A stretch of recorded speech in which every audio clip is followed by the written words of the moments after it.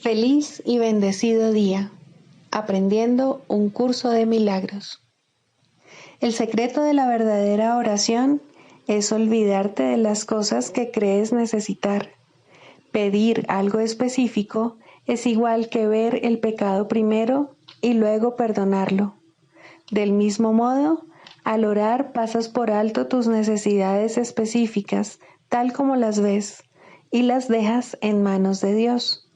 Ahí se convierten en los regalos que le haces, pues le dicen que no antepondrás otros dioses a Él, ni que quieres otro amor que el suyo. Este libro es un comienzo, no un final.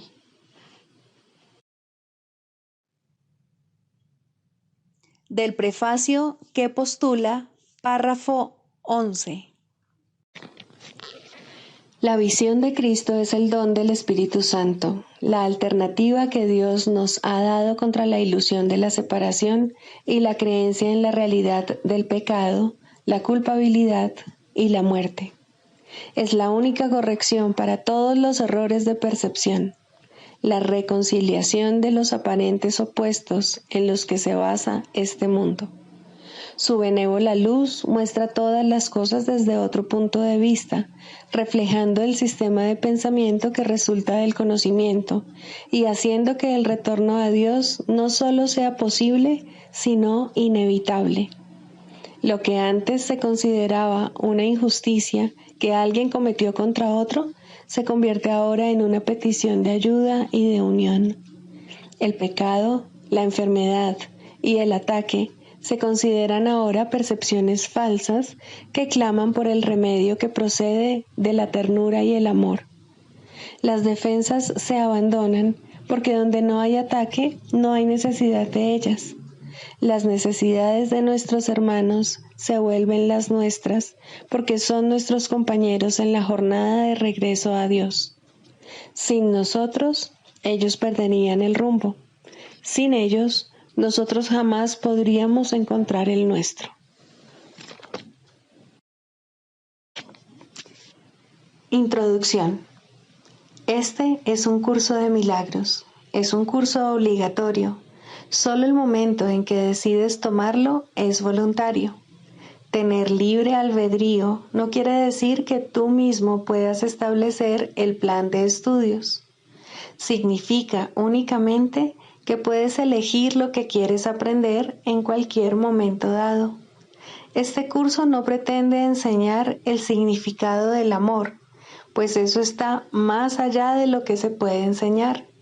Pretende, no obstante, despejar los obstáculos que impiden experimentar la presencia del amor, el cual es tu herencia natural. Lo opuesto al amor es el miedo, pero aquello que todo lo abarca no puede tener opuestos. Este curso puede, por lo tanto, resumirse muy simplemente de la siguiente manera. Nada real puede ser amenazado. Nada irreal existe. En esto radica la paz de Dios. Capítulo 1. El significado de los milagros. Primero, principios de los milagros. Principio 19. Los milagros hacen que las mentes sean una en Dios. Se basan en la cooperación porque la filiación es la suma de todo lo que Dios creó. Los milagros reflejan, por lo tanto, las leyes de la eternidad, no las del tiempo.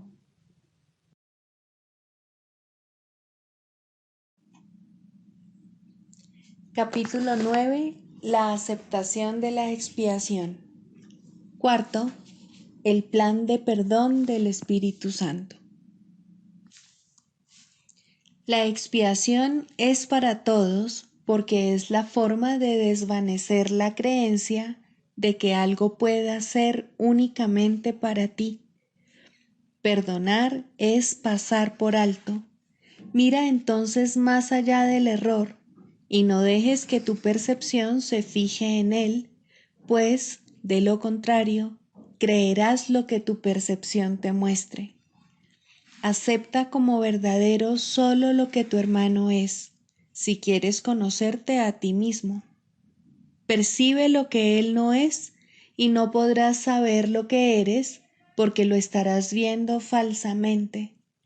Recuerda siempre que tu identidad es una identidad compartida y que en eso reside su realidad. Tienes un papel que desempeñar en la expiación, pero el plan de la expiación en sí está más allá de ti. No sabes cómo pasar por alto los errores, pues, de lo contrario, no los cometerías. Creer que no los cometes o que los puedes corregir sin un guía cuyo propósito es corregirlos, no sería más que otro error. Y si no sigues a ese guía, tus errores no podrán ser corregidos. El plan no lo elaboraste tú debido a las limitadas ideas que tienes acerca de lo que eres. De esta sensación de limitación es de donde emanan todos los errores. La forma de deshacerlos, por lo tanto, no procede de ti, sino que es para ti.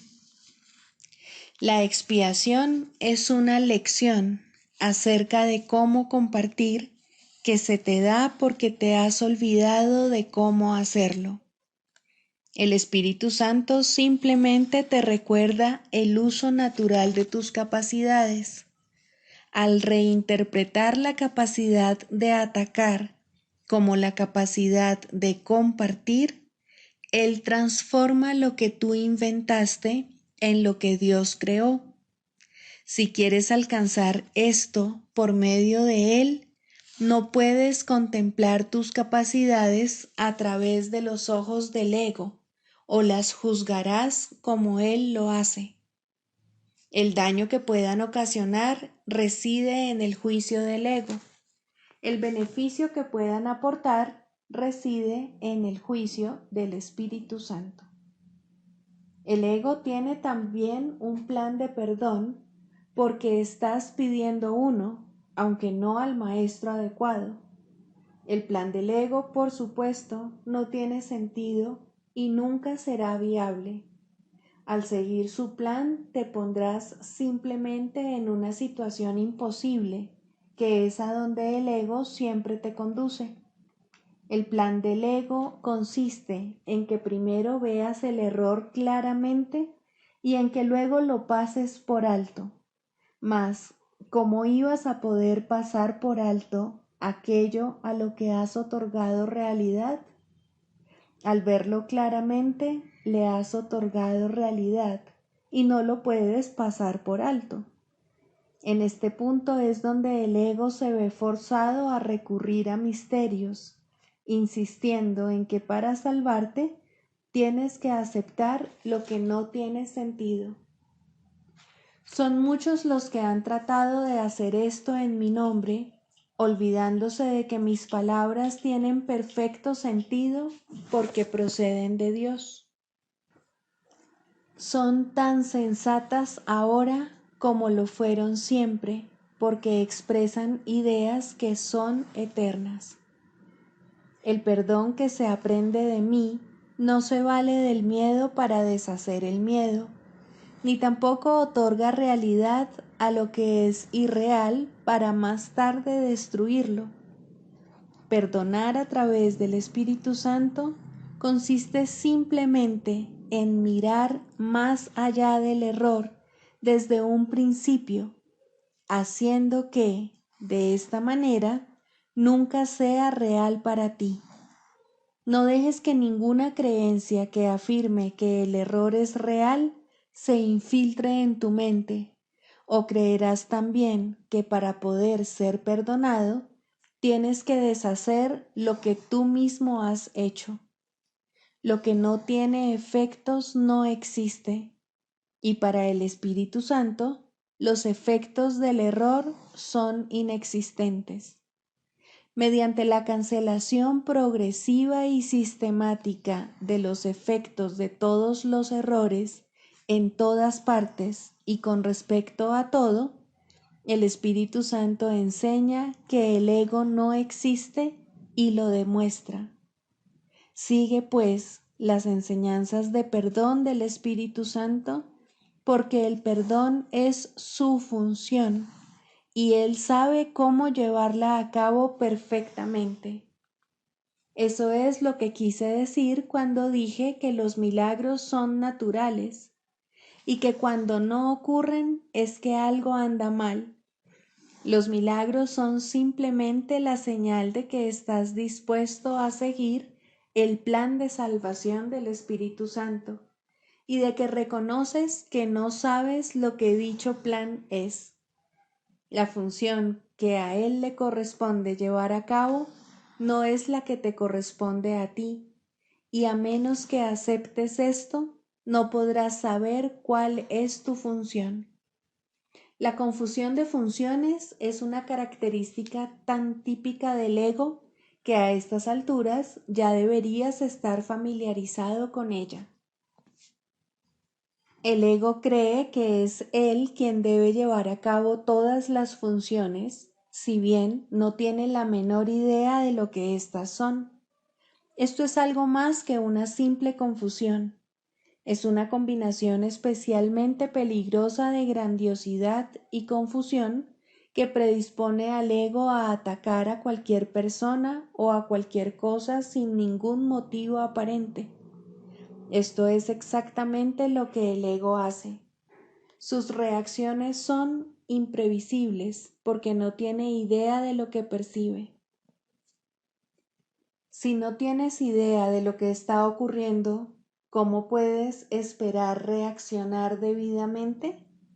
Podrías preguntarte, independientemente de cómo expliques la reacción, si el carácter imprevisible del ego justifica que le des un puesto de confianza como guía tuyo. Déjame repetir que las cualificaciones del ego como guía son notoriamente deficientes y que elegirle como tu maestro de salvación es una pésima elección. El que elige un guía completamente demente no puede por menos que ser completamente demente él mismo. No es cierto tampoco que no te des cuenta de que este guía es demente. Te das cuenta de ello porque yo me doy cuenta y tú lo juzgas siguiendo el mismo criterio que sigo yo. El ego vive literalmente de tiempo prestado y sus días están contados. No tengas miedo del juicio final, sino que, por el contrario, dale la bienvenida sin más demora, pues el tiempo de que el ego dispone lo toma prestado de tu eternidad. Este es el segundo advenimiento, el cual se concibió para ti de la misma manera en que el primero fue creado. El segundo advenimiento es simplemente el retorno de la cordura. ¿Cómo iba a ser esto temible?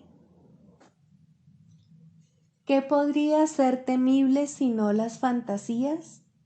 ¿Y quién recurre a fantasías a menos que haya perdido toda esperanza de poder encontrar satisfacción en la realidad?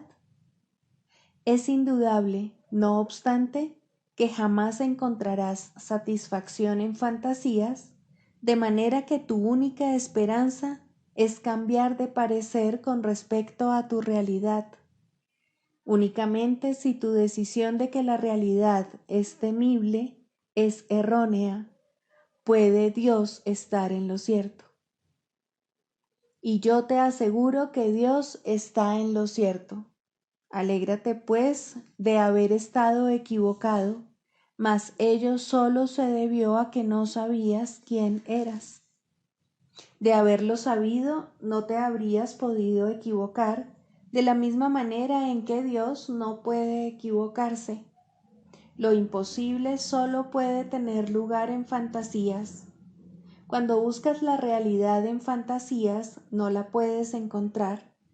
Los símbolos de las fantasías pertenecen al ámbito del ego y de estos puedes encontrar una infinidad, mas no busques significado en ellos.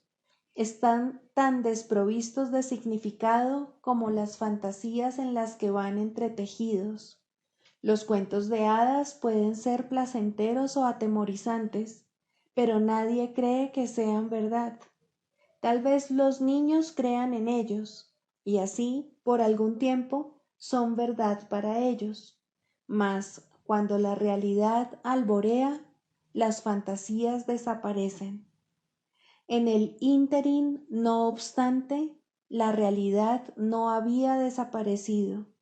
El segundo advenimiento es la conciencia de la realidad, no su retorno. Criatura de Dios, mira, la realidad está aquí. Te pertenece a ti, a mí y a Dios, y nos satisface completamente a todos. Ser consciente de esto es lo único que sana, porque es la conciencia dula verdad. Libro de ejercicios. Pregunta 8. ¿Qué es el mundo real? El mundo real es un símbolo como todo lo demás que la percepción ofrece. No obstante, es lo opuesto a lo que tú fabricaste. Ves tu mundo a través de los ojos del miedo, lo cual te trae a la mente los testigos del terror. El mundo real solo lo pueden percibir los ojos que han sido bendecidos por el perdón, los cuales, consecuentemente, ven un mundo donde el terror es imposible y donde no se puede encontrar ningún testigo del miedo. El mundo real te ofrece una contrapartida para cada pensamiento de infelicidad que se ve reflejado en tu mundo, una corrección segura para las escenas de miedo y los clamores de batalla que pueblan tu mundo. El mundo real muestra un mundo que se contempla de otra manera, a través de ojos serenos y de una mente en paz. Allí solo hay reposo.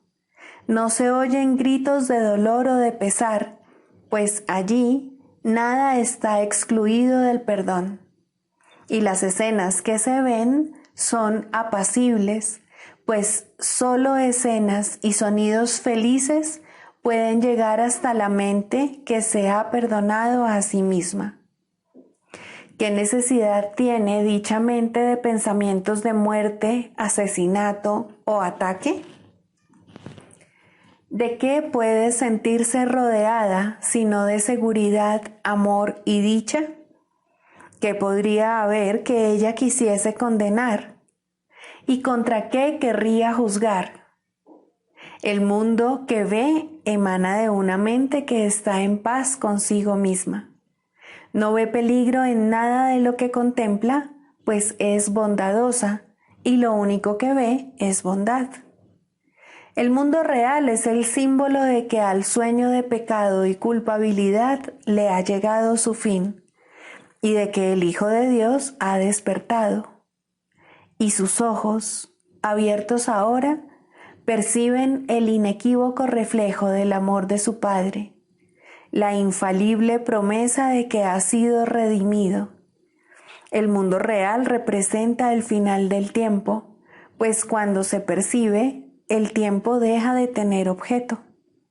El Espíritu Santo no tiene necesidad del tiempo una vez que éste ha servido el propósito que Él le había asignado. Ahora espera un solo instante más para que Dios dé el paso final y el tiempo desaparezca, llevándose consigo la percepción y dejando solamente a la verdad para que sea tal como es. Ese instante es nuestro objetivo, pues en él yace el recuerdo de Dios, y al contemplar un mundo perdonado, Él es quien nos llama y nos viene a buscar para llevarnos a casa, recordándonos nuestra identidad, la cual nos ha sido restituida mediante nuestro perdón. Lección 297. El perdón es el único regalo que doy. El perdón es el único regalo que doy, ya que es el único regalo que deseo, y todo lo que doy es a mí mismo a quien se lo doy.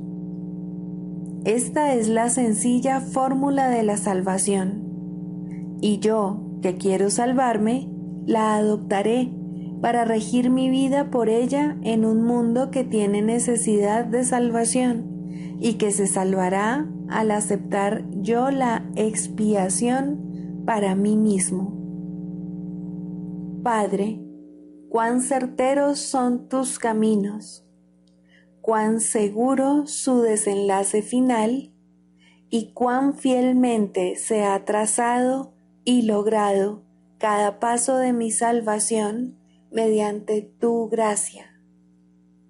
Gracias a ti por tus eternos regalos y gracias a ti también por mi identidad.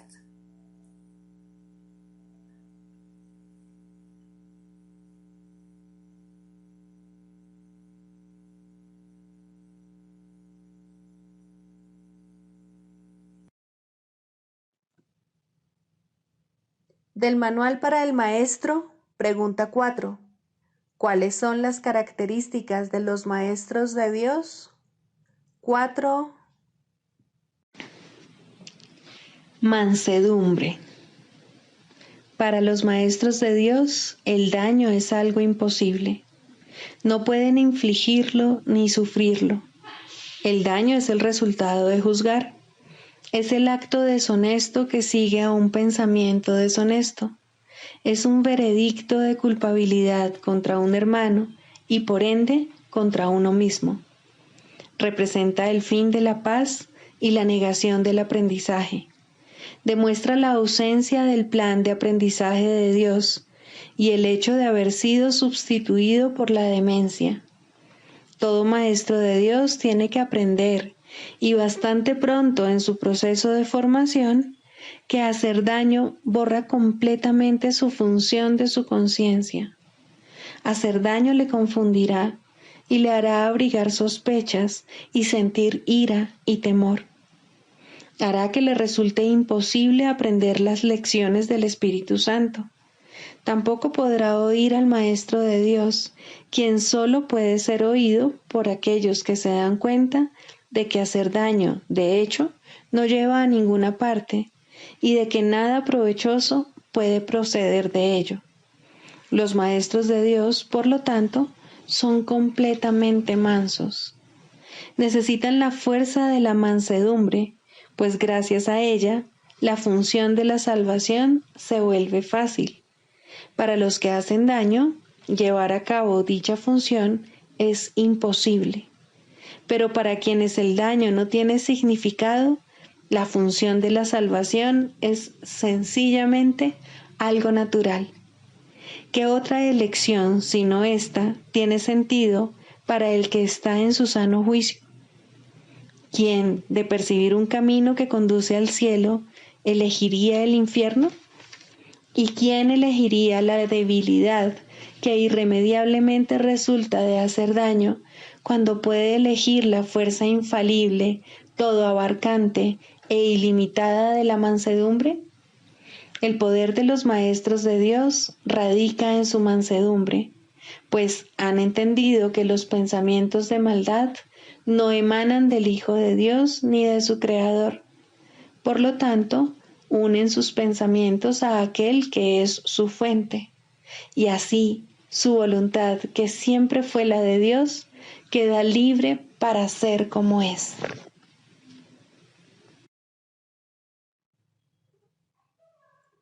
Manual para el Maestro, pregunta 24. ¿Existe la reencarnación? En última instancia, la reencarnación es imposible. El pasado no existe ni el futuro tampoco, y la idea de nacer en un cuerpo, ya sea una o muchas veces, no tiene sentido. La reencarnación, por lo tanto, no puede ser verdad desde ningún punto de vista. Nuestra única pregunta debería ser, ¿es un concepto útil? Y eso depende, por supuesto, del uso que se le dé.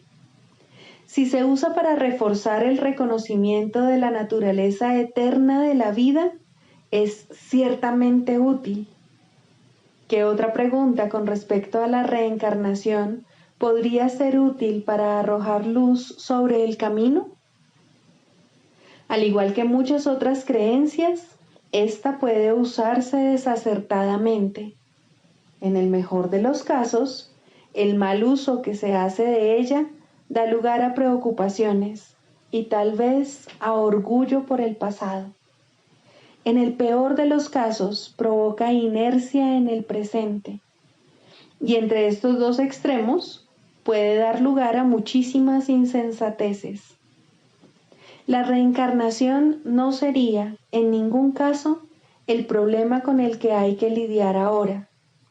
Si la reencarnación fuese responsable de algunas de las dificultades a las que el individuo se enfrenta ahora, la única tarea de éste seguiría siendo la de escapar de ellas ahora. Si lo que está haciendo es sentando las bases para una vida futura, aún así solo puede solventar el asunto de su salvación ahora. Puede que algunos hallen consuelo en el concepto, y si ello los consuela, su valor es evidente. Lo cierto es, sin embargo, que tanto los que creen en la reencarnación como los que no, pueden encontrar el camino que conduce a la salvación. Por lo tanto, no puede considerarse que sea una idea esencial en el programa de estudios. Siempre existe cierto riesgo en ver el presente en función del pasado, mas siempre hay algo bueno en cualquier pensamiento que refuerce la idea de que la vida y el cuerpo no son lo mismo. Para nuestros propósitos, no sería útil adoptar una postura definitiva al respecto. Un maestro de Dios debe ser igualmente útil para los que creen en la reencarnación como para los que no. Exigirle una postura definitiva simplemente limitaría su utilidad, así como su propia capacidad de decisión. Nuestro curso no se ocupa de ningún concepto que no sea aceptable para cualquier persona, independientemente de sus creencias previas. Bastante tendrá con lidiar con su ego como para añadir controversias sectarias a su carga. Tampoco sería ventajoso que alguien aceptara el curso prematuramente solo porque éste apoya una creencia que él ha albergado por mucho tiempo. No puede hacerse demasiado hincapié en el hecho de que lo que el curso se propone es una completa inversión del pensamiento. Cuando esto finalmente se logre, cuestiones tales como la validez de la reencarnación dejarán de tener sentido. Hasta entonces, es probable que sean simplemente motivo de controversia. El Maestro de Dios, por lo tanto, hará bien en alejarse de todas esas cuestiones, ya que aparte de ellas es mucho lo que tiene que enseñar y aprender. Debe aprender y enseñar que las cuestiones teóricas no son más que una pérdida de tiempo, puesto que desvían al tiempo del propósito que se le asignó. Si un concepto o una creencia tiene aspectos útiles, se le dirá. También se le dirá cómo usarlos. ¿Qué más necesita saber? ¿Quiere decir esto que el Maestro de Dios no debe creer en la reencarnación ni discutirla con otros que sí creen en ella? Por supuesto que no. Si él cree en la reencarnación, sería un error que renunciase a su creencia a menos que su maestro interno así se lo aconsejase. Y eso es muy poco probable. Es posible que se le indique que está haciendo un mal uso de la creencia, de tal manera que ello resulta perjudicial tanto para el progreso de su alumno como para el suyo propio. En ese caso, se le recomendaría una reinterpretación, puesto que ésta sería necesaria. Lo único que se tiene que reconocer, no obstante, es que el nacimiento no fue el principio y que la muerte no es el final, mas ni siquiera esto se requiere del principiante.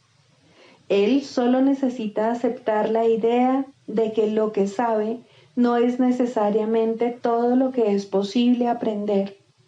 Su jornada habrá comenzado. El énfasis de este curso es siempre el mismo. En este momento es cuando se te ofrece total salvación y en este momento es cuando puedes aceptarla. Esa sigue siendo tu única responsabilidad. La expiación se puede equiparar a la escapatoria total del pasado o a la total falta de interés por el futuro. El cielo está aquí. No existe ningún otro lugar. El cielo es ahora. No existe ningún otro tiempo. Los maestros de Dios no se interesan por ninguna otra enseñanza que no conduzca a esto. Todas las creencias apuntan a ello si han sido interpretadas correctamente. En este sentido, se puede decir que su verdad está determinada por el provecho que resulte de ellas. Todas las creencias que facilitan el progreso se deben respetar. Este es el único criterio que este curso requiere. No se requiere nada más.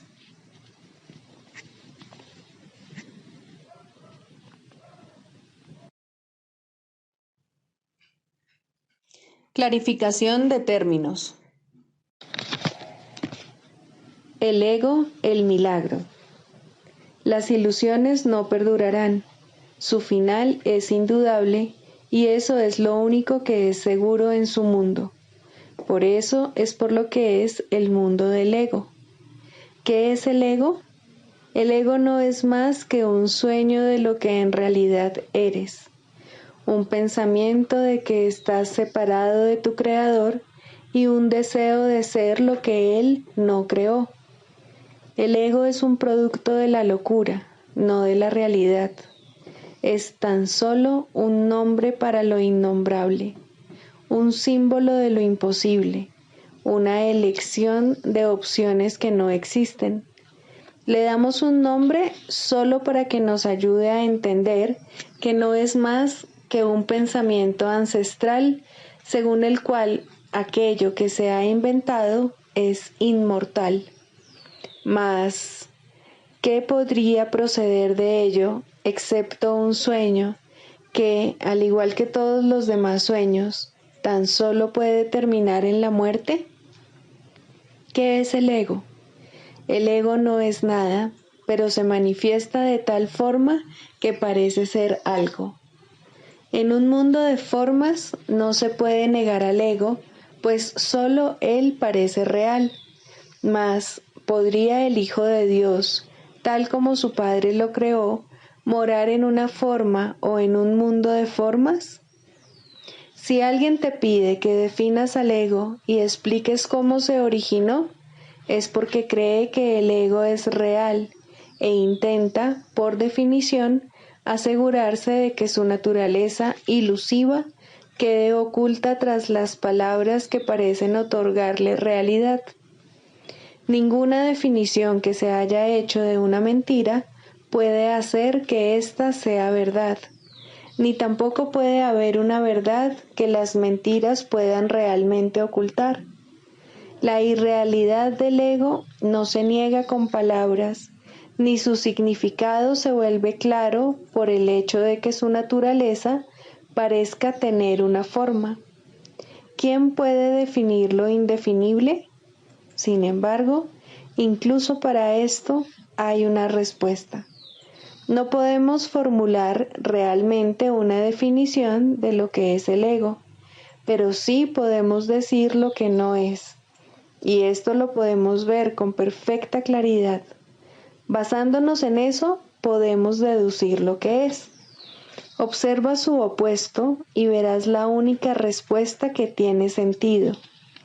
A lo opuesto al ego, desde cualquier punto de vista, origen, efectos y consecuencias, le llamamos milagro.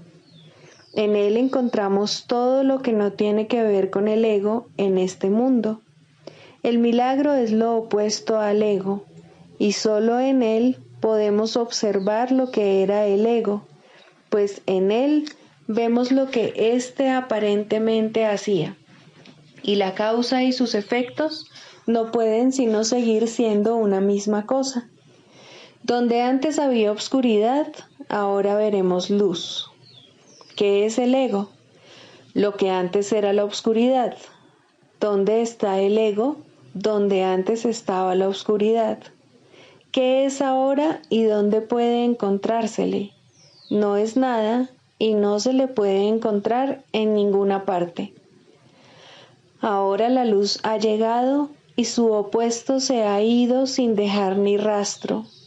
Donde antes había maldad, ahora hay santidad. ¿Qué es el ego? Lo que antes era maldad. ¿Dónde está el ego? En una pesadilla que solo parecía ser real mientras la estabas soñando. Donde antes había crucifixión, ahora está el Hijo de Dios. ¿Qué es el ego? ¿Quién tiene necesidad de preguntar? ¿Dónde está el ego? ¿Quién necesita ir en busca de ilusiones ahora que los sueños han desaparecido? ¿Qué es un milagro? Un milagro es un sueño también, pero si observas todos los aspectos de ese sueño, jamás volverás a dudar.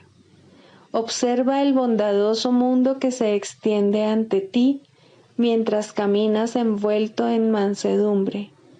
Observa a los ayudantes que encuentras a lo largo del camino que recorres, felices ante la certeza del cielo y la garantía de paz. Y observa también, por un instante, lo que por fin dejaste atrás y finalmente pasaste de largo.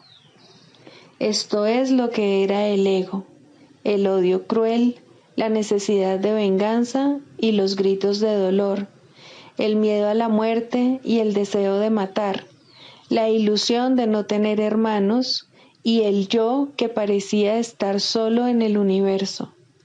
El milagro corrige este terrible error con respecto a ti mismo, con la misma dulzura con la que una madre amorosa adormece con su canto a su criatura. ¿No preferirías escuchar un canto así? ¿No contestaría ese canto todo lo que pensabas preguntar, haciendo incluso que la pregunta dejase de tener sentido?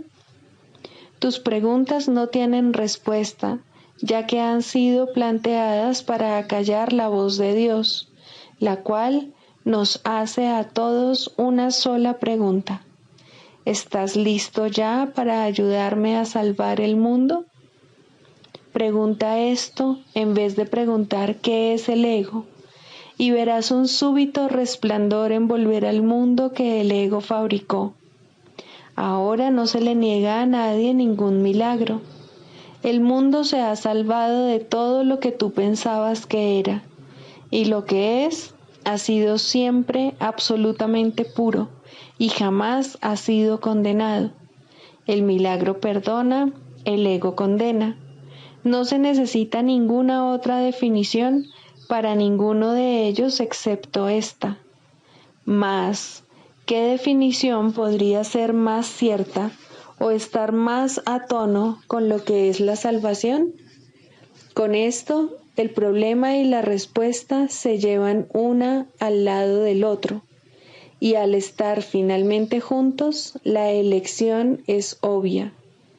¿Quién elegiría el infierno de reconocer que eso es lo que está eligiendo? ¿Y quién no seguiría adelante un poco más cuando le ha sido dado comprender que el camino es corto y que el cielo es su meta?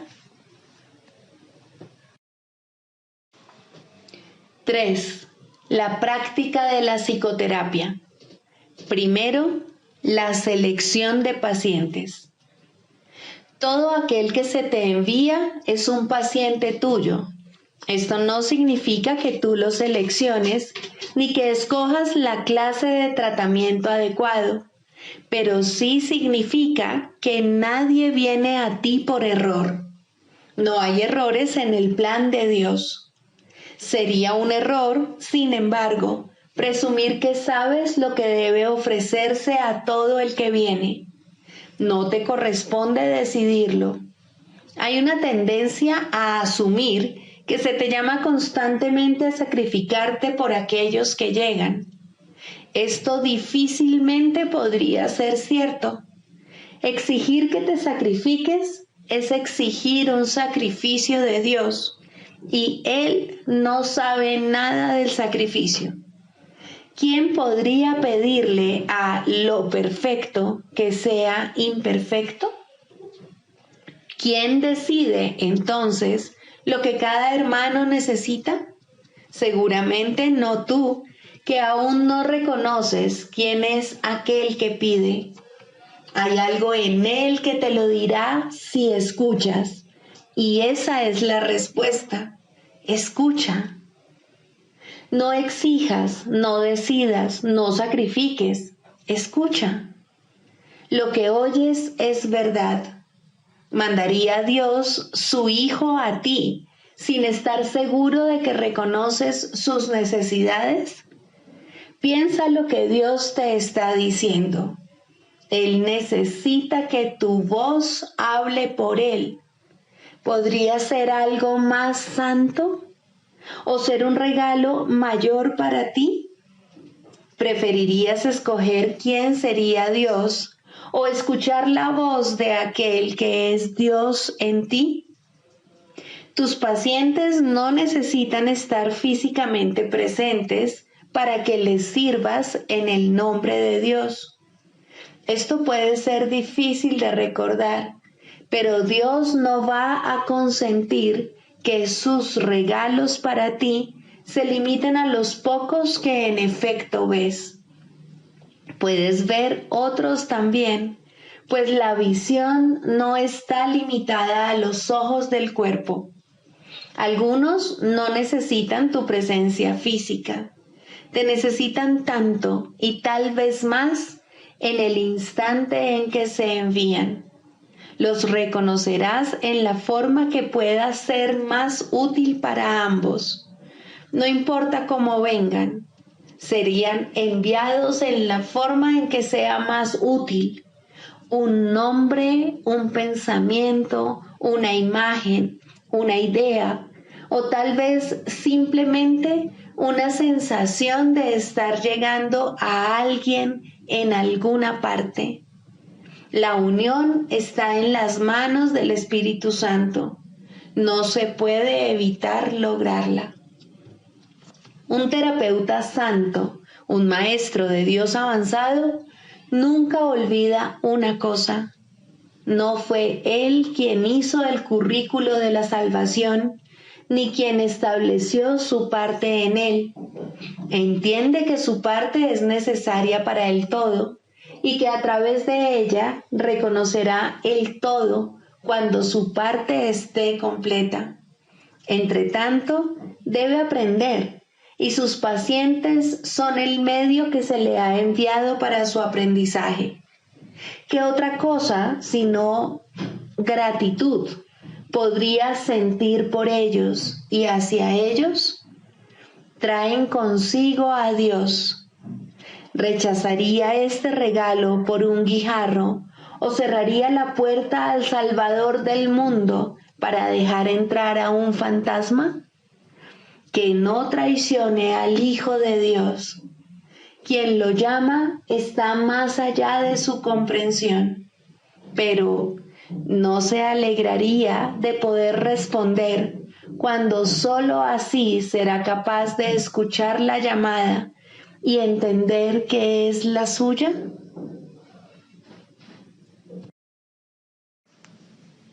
El canto de la oración. Segundo, la falsa curación en contraposición a la verdadera. La falsa curación no es más que un mísero intercambio de una ilusión por otra más agradable, de un sueño de enfermedad por uno de salud.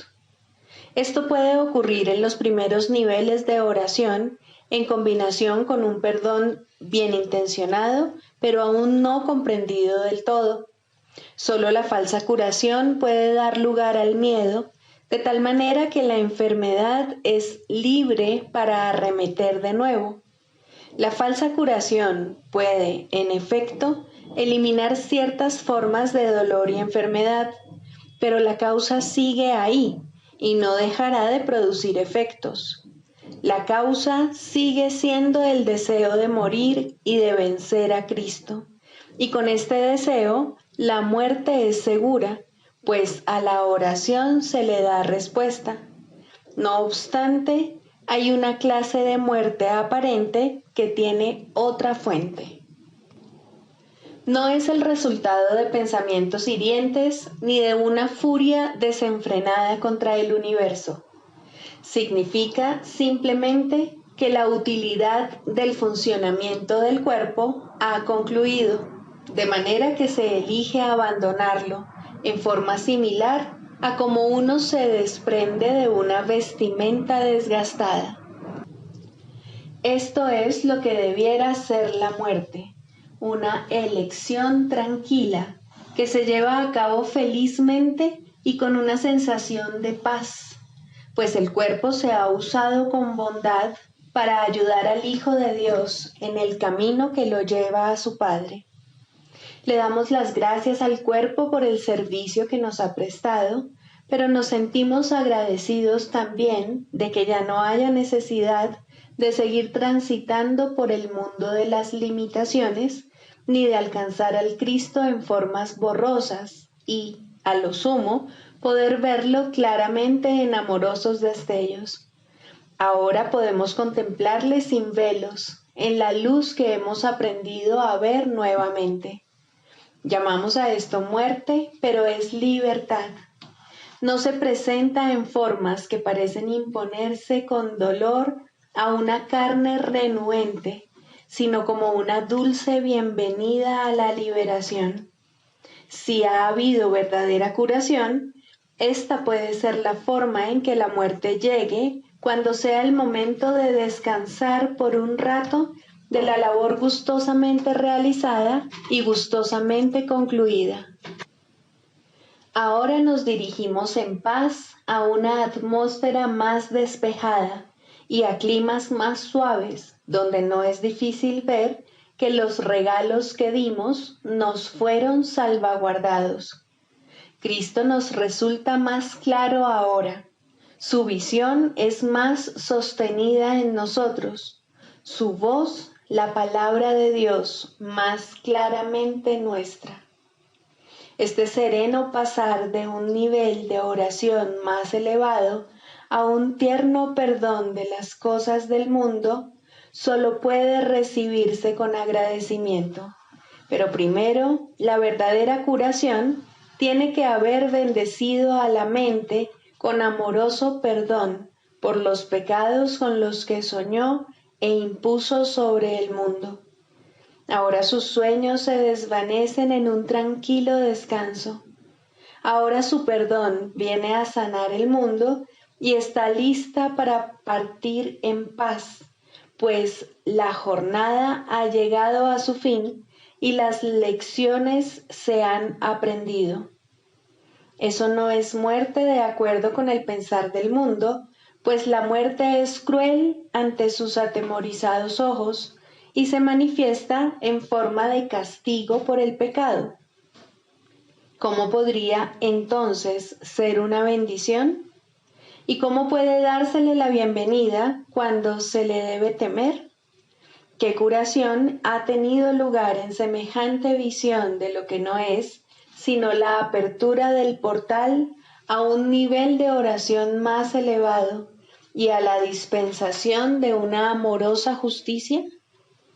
La muerte es una recompensa, no un castigo, pero este punto de vista solo puede proceder de una curación que el mundo no puede concebir. No hay tal cosa como una curación parcial. Lo que solo intercambia ilusiones no ha hecho nada. Lo que es falso no puede ser parcialmente cierto. Si has sanado, Tu curación es total. El perdón es el único regalo que puedes dar y el único que puedes recibir. La falsa curación se basa en la sanación del cuerpo, pero deja la causa de la enfermedad intacta, lista para arremeter de nuevo hasta que, en aparente victoria, provoca una muerte cruel. Se puede mantener a raya por algún tiempo y puede haber un breve respiro mientras aguarda para descargar su venganza contra el Hijo de Dios. Mas no se puede superar hasta que toda la fe que se había depositado en ella se deje de lado y se ponga en cambio en el sustituto que Dios ha provisto para los sueños malvados, un mundo en el que no hay un velo de pecado que lo mantenga en las tinieblas y desconsolado. Por fin las puertas del cielo se abren de par en par y el Hijo de Dios es libre para entrar al hogar que está listo para darle la bienvenida y que fue preparado antes que el tiempo fuese y que aún continúa esperando por él.